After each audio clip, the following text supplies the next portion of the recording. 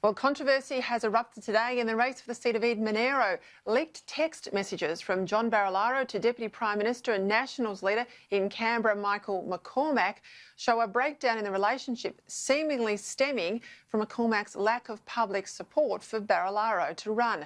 It follows yesterday's announcement, of course, that the New South Wales Deputy Premier Barilaro would not contest this upcoming race. And today, of course, others like Andrew Constance, the Liberal, also a New South Wales minister, has entered the fray.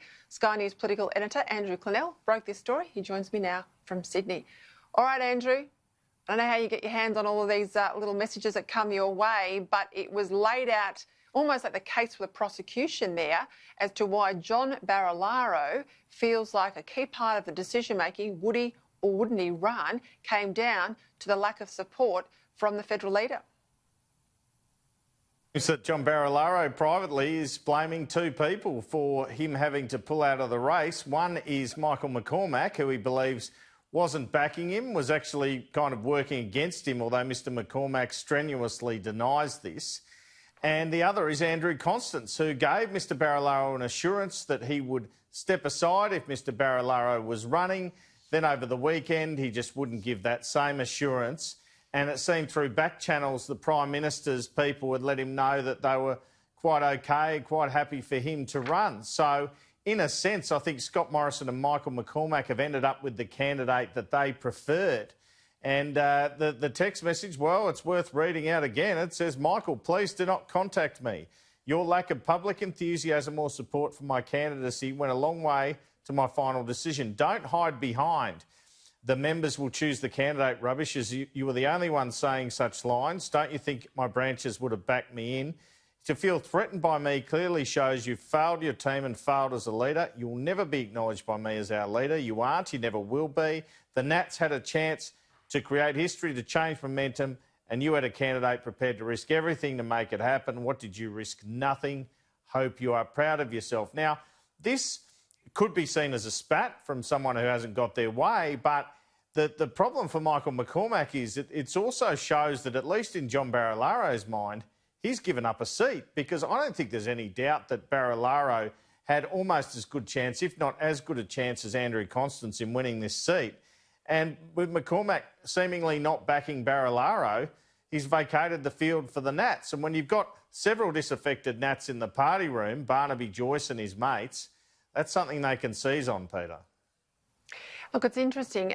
Also, you've got to look at the coalition agreement. I suspect if they'd won another seat, that would have meant another position, certainly in the ministry, yes. Maybe even cabinet. There's a lot of disaffected people who were shunted around at the last leadership stoush. Matt Canavan's a good example, who, if you were looking at merit, should be returned to the front bench. So this will just exacerbate the problems. Now, some could say it was a smart manoeuvre by Morrison and indeed McCormack, because an outspoken Barilaro is not what they need in Canberra. I mean, he would shake the tree. He's got a tough position on nuclear power. He supports it. He's talked tough also about the Commonwealth's role in the Murray-Darling Basin, particularly out of New South Wales. So he would have been a sort of thorn in their side. But the other side too, you look at Michael McCormack thinking this actually makes him safer not to have Barilaro in Canberra. I don't think it does. I think that those like David Littleproud, who is looked at as his anointed successor, it strengthens his position, not weakens it. It certainly strengthens Barnaby Joyce's position, doesn't weaken it. And if you were looking at this as a National Party strategist, take the personalities out, the Barilaros and the Barnaby Joyces are good for the brand. It separates the National Party brand from the Liberal Party brand. And Michael McCormack not being known and not being in the fray in big debates actually weakens the National Party brand, can I say that, and strengthens the Prime Minister as shoulders above the leader of the coalition, long streets ahead of the National Party. Well, you're right, and the disaffected can seize on this and build it into a narrative, which is that Michael McCormack is too compliant to the Liberals, that he's allowed a Liberal to run in this seat. There was concern when he gave an interview, I think, with Sherry Markson a couple of months ago, where he said, worse the effect, Scott Morrison's doing a great job on everything. And there were some rumblings in the Nationals then, because it was like, well, hang on, mate, you're not supposed to be the Liberals' lapdog. You're supposed to stand up for us.